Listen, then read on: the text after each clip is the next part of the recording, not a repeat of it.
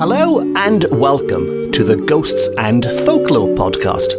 I'm Mark Rees, and on each episode, I investigate a different, weird, and wonderful subject. And on this episode, we are going to explore some of the strange folklore and traditions surrounding the summer solstice and Midsummer, the longest day of the year, which in the Northern Hemisphere takes place between June the 20th and the 22nd, and traditionally it is seen as a very supernatural time of the year, which is why I'm talking about it. And you'll be glad to know that Welsh folklore tells us that it's a time for peculiar rituals, when apparitions can be summoned up in strange ceremonies, when giant bonfires are lit across the land, when some strange pagan activities that sound like scenes from the Wicker Man. And best of all, it is a time when fox men and women may be encountered. Yes, we've got fox men and fox women on this episode. A bit like werewolves, I guess, but foxier, for want of a better word. So that's all coming up. That's a lot to cram into one episode. We've got ghosts, we've got fires, we've got Wicker Man type stuff.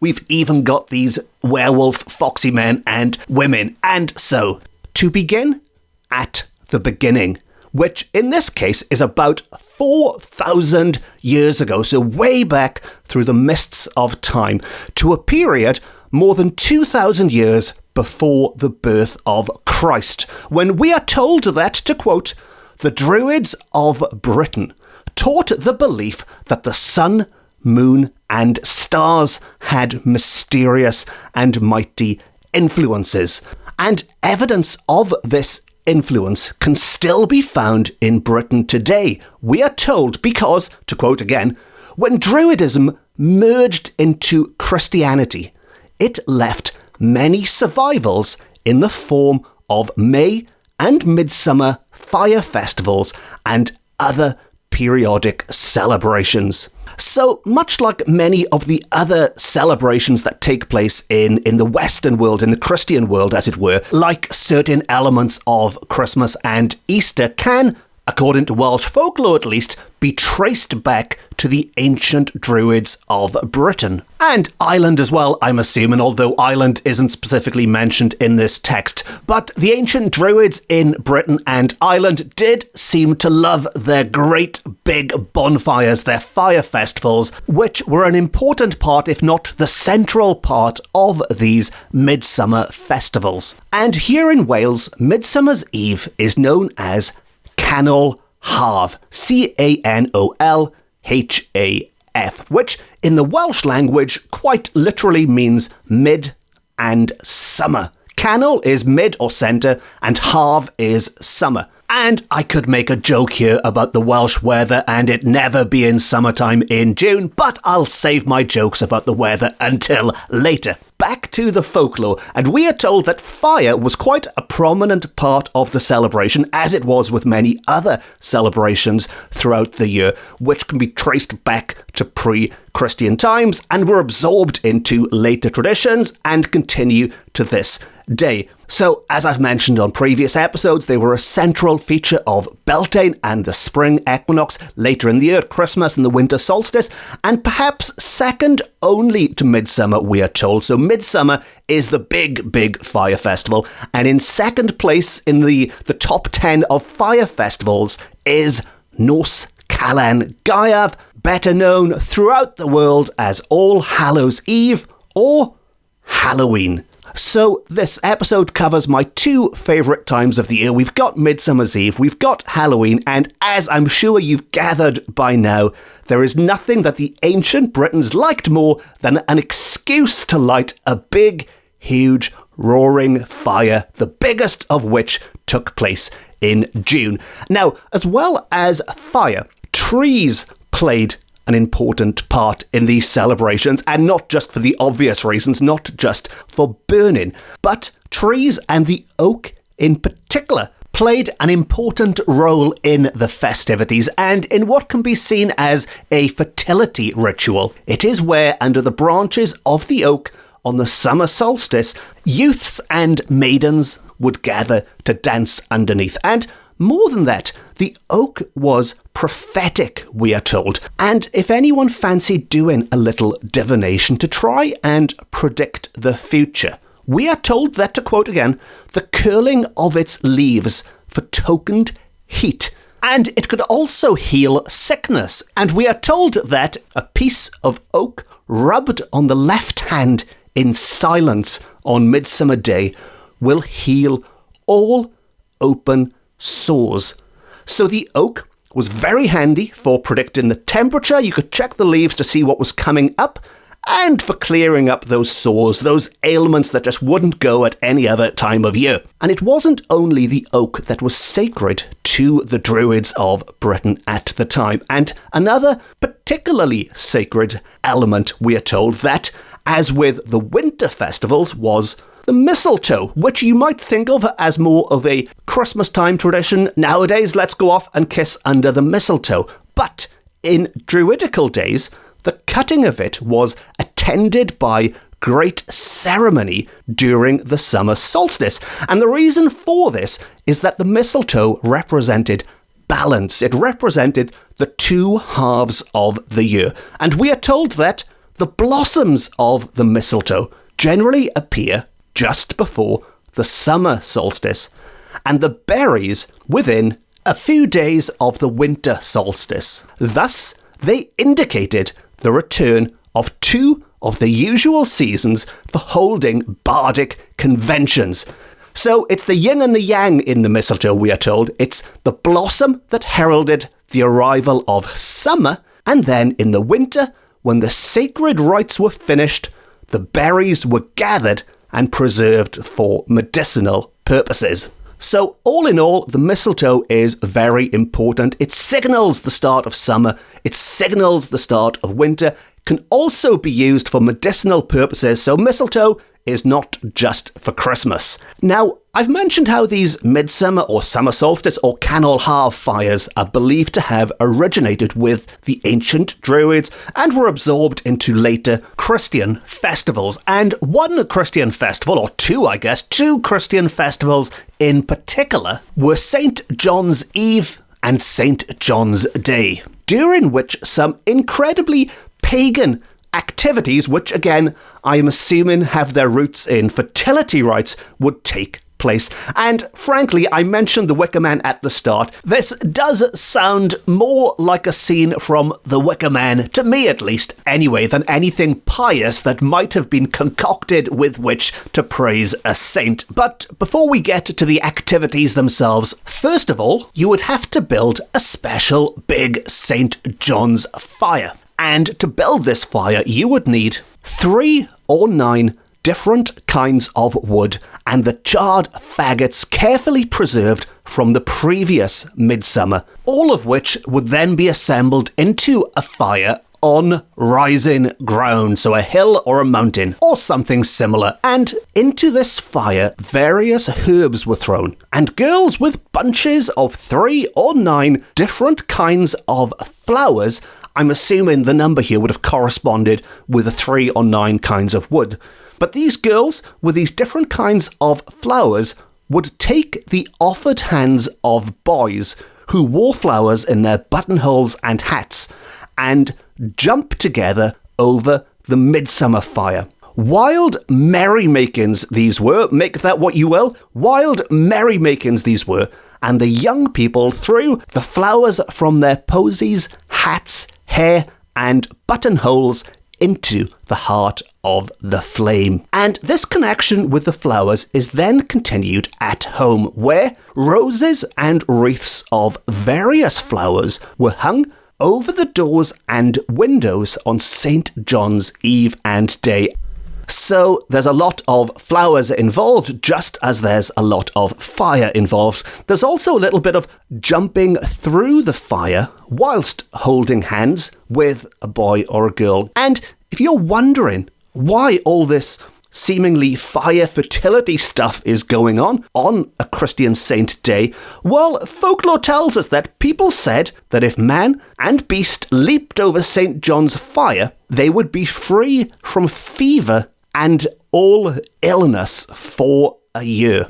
So it wasn't just all fun and games. There were sound medical reasons why you should take the hand of your loved one and jump through the fire with them at this time of year. Now, for a first-hand account of a midsummer fire, we can turn to an old inhabitant, a good old inhabitant. It's been a while since I've used one of those as a witness on the podcast, but an old inhabitant, if you don't know, is basically an unnamed source, but due to the fact that they are old, they must be wise about these crazy old traditions, because as we all know, old people know a lot more than young people, or certainly that's what they believed 100 years or so ago when this folklore was recorded. And this particular old inhabitant was born in 1809, so probably more than 100 years ago, actually, when this was told. But she was born in 1809, and she was about 14 when these events took place, so using my power of maths, that would have been roughly the year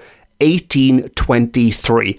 And she remembered being taken to different hills in the Vale of Glamorgan to see festivities in which people from all parts of the district participated, and being old enough to retain a vivid recollection of the circumstances, this is what she described. People conveyed trusses of straw to the top of the hill, where men and youths waited for the contributions. Women and girls were stationed at the bottom of the hill. Then, a large cartwheel was thickly swathed with straw, and not an inch of wood was left in sight. A pole was inserted through the centre of the wheel, so that long ends extended about a yard on each side. So I'm going to interrupt old inhabitant quickly here, just to make sure that's clear. But you find a hill. The women and the girls are at the bottom of the hill. The men and the boys are at the top of the hill.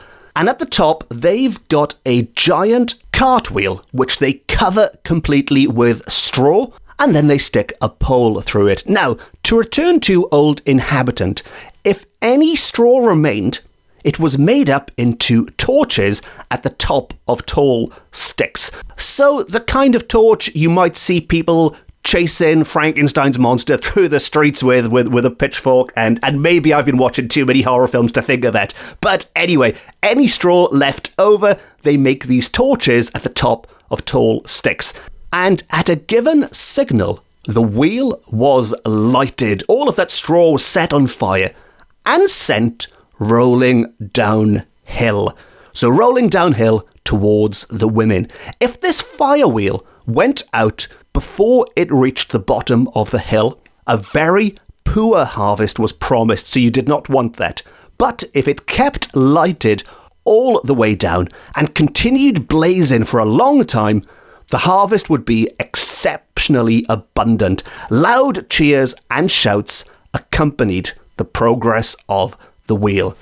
So, besides being quite a dangerous sounding tradition, rolling a big flaming wheel towards the women, the men were safe, I guess, but the women could be in trouble. But besides sounding dangerous, it was also another form of divination, of predicting the future, and specifically the future of the harvest of the crops they were growing. And I mentioned the Wicker Man earlier. Maybe this would have been a safer, a more humane way for the people of Summerisle to go about predicting the future of their apples before they went looking for a Scottish policeman. And if you haven't seen the Wicker Man, apologies, you won't know what I'm talking about. But frankly, if you haven't seen the Wicker Man, put it right at the top of your list of films to watch.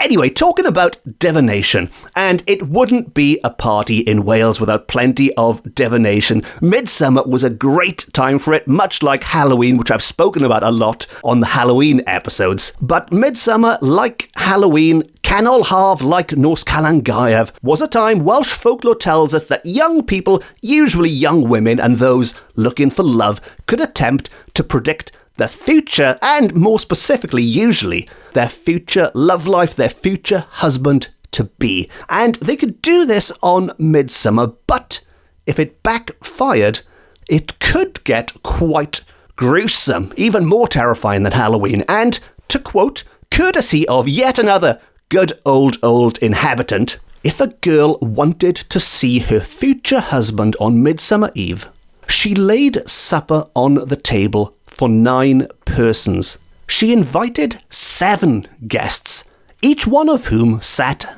at table. Each had to sit with eyes fixed on the plate, and not a word must be spoken, or the spell would fail in its purpose. The house doors were left open as widely as possible. So far, quite easy. You get invited round, you sit there, you shut up, you look at your plate, leave the doors wide open. And at midnight, an apparition would come and sit in the vacant seat next to the prospective wife.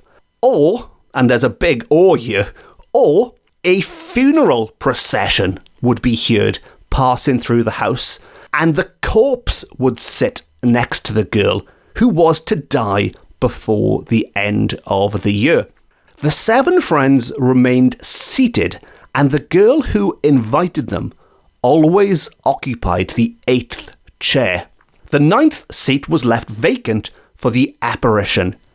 In 10 cases out of 12, we are told by the informant, by the old inhabitant, terror prevented the visitors remaining to see the apparition or the corpse. So, there's a lot going on there, but to recap that quickly, if you perform this act of divination, you might see your future husband, or you might see a corpse warning you of your imminent death. That's quite a big risk, isn't it, really, and takes the surprise out of life. Is it worth the risk? Well, apparently it sounds like most people, 10 out of 12 people, did not think it was worthwhile and gave up before the end. Now, talking about unexpected visitors on Midsommar, well, I did also mention at the start that we have foxmen and foxwomen, foxy werewolves, on this episode. And, to quote again, about a century ago, there were several dens of foxes well known to people on the seaboard of the Vale of Glamorgan. We're back in the Vale of Glamorgan, a popular place for Midsommar. Because these could never be caught, these foxes could never be caught, killed, or trapped, the country folk attributed to them superhuman attributes. It was generally asserted that these animals were very old, and twice a year, at midsummer and midwinter, they were able to change themselves into human shape and prowl about the lonely villages and hamlets.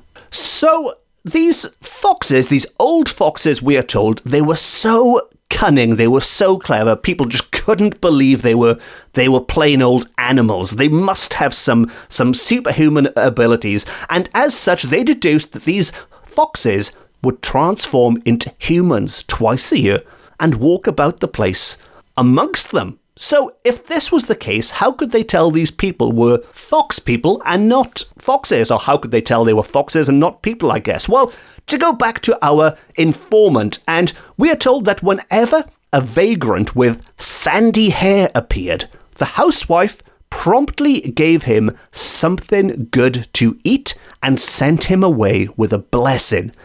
Then we are told that old fox, in inverted commas, old fox would not harm the children.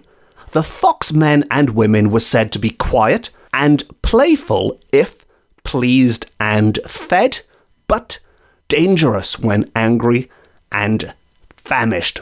So back in the day, it was a good time, or bad time, depending on how you look at it, to have sandy hair, because people, or certainly the housewives, knew that you were a werefox, for want of a better word. You were a werefox, and they gave you lots of good food, because that way, if you had good food to eat, you wouldn't eat their children, which is an approach that has never been used in a werewolf film and seems much easier than silver bullets, doesn't it, really? Just give them something nice to eat, and you can calm these were creatures down. Everyone is happy, you're happy, children haven't been eaten, they're happy, they get great food, although I guess they do have to spend half the year as foxes. Maybe they get great food when they're foxes as well, I don't know. But as always with this old folklore, sometimes it's best not to overthink it.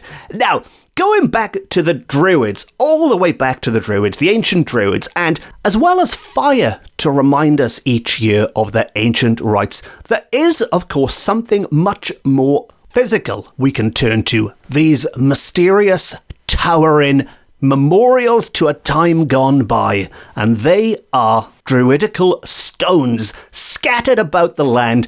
And in particular, for this episode, we are going to look at the Druidical stones in, you guessed it, the Vale of Glamorgan, more specifically in Dufferin near St. Nicholas, where the old people, the good old people again, in the beginning of the 19th century, so some 200 years ago now, they claimed that once a year, on Midsummer Eve, the stones in Maes y Felin Field whirled around 3 times and then made curtsies.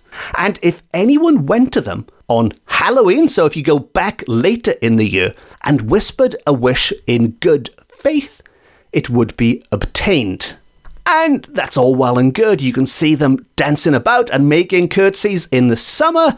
They can grant your wish in October. But on the downside, there's always a downside with Welsh folklore. On the downside, the field in which these stones stand was unprofitable, and people said that the land was under a curse, which is quite a problem for a field, really. It's great having these funny dancing stones, but it's not much use for anything else ever. Now, moving on to some other stones, to those in Tinkin's Wood, some distance away but belonging to the same Druidical series, we are told. These were said to be women turned into stone for dancing on a Sunday. And if there's one thing I've learned from Welsh folklore is that women just can't stop themselves from dancing on a Sunday. So let this be a lesson to you. Dance on a Sunday and you might find yourself transformed into stone, and then centuries later people will talk about you on a podcast because you've now become part of the Druidic Midsummer tradition. And moving forward in time slightly, if we move forward to when the Christian celebrations begin, and back to good old St. John, not the good old people or the old inhabitants, but good old St. John. Although not St. John himself as such, this time his flower, the plant that bears his name, St. John's wort. That lovely yellow plant that flowers around the time of Midsummer. And if it was gathered at noon on Midsummer, it was considered good for several complaints, as you might expect from a plant named after a saint. And the old saying went that if anyone dug the devil's bit at midnight on the eve of St. John, the roots were then good for driving the devil and witches away. So handy for your health and handy for keeping away the devil and witches, unless, of course, you want to attract more devils and witches into your life, in which case don't go digging up this plant at midnight. And it was also a curious way of forecasting. Quite morbidly, this Welsh folklore does get a little gothic at times, and this is heading back into gothic territory, but to forecast the length of time people living in your house might live for. And to do that, you take as many St. John's worts as there are people in the house. Clean these free from dust and fly. I'm assuming that's the plant, not the people in your house, but you clean them free from dust and fly and hang them on the rafters of a room. Each wort was named after an individual. Those whose plants wither first will die first. So, another nice, cheerful Welsh tradition for you there. Gather it up and find out who's going to drop dead first. And to forecast marriage, a slightly nicer prediction here. To forecast marriage, spinsters used to make a wreath or garland of 9 different kinds of flowers. And then, walking backward, they endeavoured to throw the garland on a tree. The number of times it falls to the ground indicates the years they will remain unmarried, which sounds a lot like a modern-day wedding tradition, doesn't it? Throwing the flowers back over your shoulder. And if that wasn't enough St. John's lore for you, in the days of old, again, back to the days of old, Folklore also tells us that, to quote, if the cuckoo was heard singing after St. John's Day, dearth might be expected in the winter. And also, if you lop a tree on St. John's Day, it will wither. So, all in all, there's a lot to remember there, but don't go lopping trees. Best to avoid cuckoos afterwards. And that is all of the St. John's folklore for this episode. But finally, to wrap things up, there's one more curious Midsommar story that I have mentioned once before on a previous episode, but to be honest, I've recorded so many now, I've lost track, so I can't direct you to that episode. So instead, I'm just going to repeat the story for you very quickly because I think it contains a very important message, a very important warning before you go out and celebrate Midsommar yourselves. And it concerns a man who visited a well dedicated to Saint David at Hen Fynyw in Cardiganshire, alone one Midsummer's Eve. And while he was there, he heard a voice from the waters calling, "Help, help." And when he asked who was there, a hand stretched out from under the well, asking him to hold tight, which he attempted to do, but the hand was too slippery for him to hold on to. He couldn't get a grip on it, and as the mysterious fingers vanished once more, the voice cried out, "I am bound for another 50 years.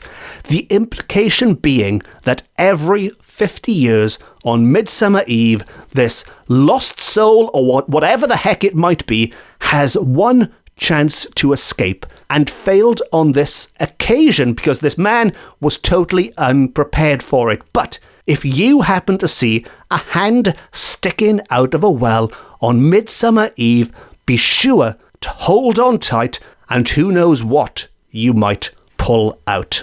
And if you are successful in pulling this lost soul out of the well, of course, please let me know, assuming, that is, you survive the ordeal.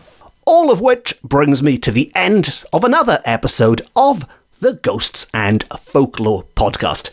If you've enjoyed this episode and you haven't already, please consider hitting the subscribe button. And if you'd like to support the podcast, you can treat me to a coffee via my website, or you can just leave a nice quick review or give it a thumbs up, or whatever the options are for doing nice things on whatever platform you are consuming this on. If you'd like more Ghosts and Folklore, you can follow me on social media. And as well as a podcast, I've also published a number of books on similar weird and wonderful subjects, which are available from all good bookshops, offline and on. And on that note, it just leaves me to say thank you very much for listening. Diolch yn fawr iawn am wrando. I've been Mark Rees. This has been my Ghosts and Folklore podcast, beaming to you from Wales to the world. And until next time, if you see a hand sticking out of a well, be sure to hold it on tight. And if you celebrate such things, have a happy Midsummer, have a happy Summer Solstice, have a happy Calan Haf, happies, and be sure to jump over that fire. Until next time, no star.